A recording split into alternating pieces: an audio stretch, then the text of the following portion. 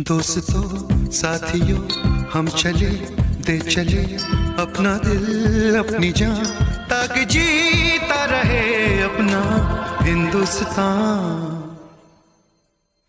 हम जिए हम मरे इस वतन के लिए, इस चमन के लिए, ताकि खिलते रहे गुल हमेशा यहाँ। दोस्तों साथियों,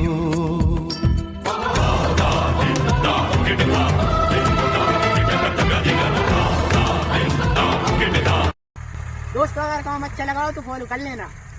बमोरी से आने जाने में बहुत समस्या होती है। यहाँ पर इन भाई साहब ने जो काम किया है अच्छा किया है। यहाँ पर 2 मृत्यु हो चुकी है, इन लोगों ने ऐसा काम किया है जो किसी ने नहीं किया है। हम भी करते हैं और भी सब लोग निकालते हैं, लेकिन कोई करता नहीं है। धन्यवाद। धन्यवाद।